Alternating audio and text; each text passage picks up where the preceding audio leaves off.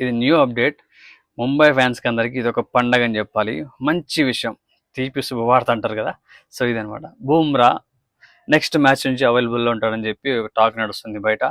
అదే Delhi, Mumbai versus Delhi match 13th May, April 13th.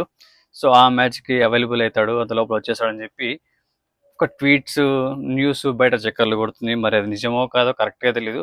But Bumrah వస్తే మాత్రం ముంబైకి చాలా పెద్ద ప్లస్ అవుతుంది. ఎందుకంటే ఇంతవరకు డీలా పడిపోయింది ముంబై.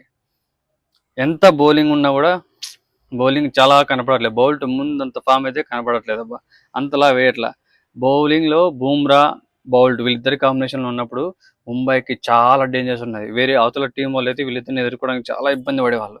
అలాంటిది ఇప్పుడు బుమ్రా లేకపోవడం చాలా లూట్ అనిపిస్తుంది ముంబైకి. అండ్ వీళ్ళిద్దరు కలిసి కాంబో ట్రై చేస్తే ఏమైనా సక్సెస్ అయ్యే అవకాశం ఉందేమో ముంబైకి. చూడాలి, మరి బుమ్రా వస్తే తెలుస్తుంది అదే విషయం. లేకపోతే బౌల్ట్ ఫామ్ కంప్లీట్ కోల్పోయాడో మరి తెలియదు.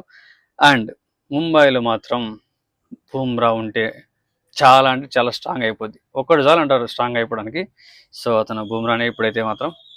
లెట్స్ సీ, వస్తే చాలా హ్యాపీనే. ముంబై ఫ్యాన్స్ మీరేమంటున్నారు, మీరేమనుకుంటున్నారు? బుమ్రా వస్తే మేలా, రాకుండా ఇలా కంటిన్యూ చేస్తే మేలా? మీకు ఏమనిపిస్తుంది ఇప్పుడు చెప్పండి.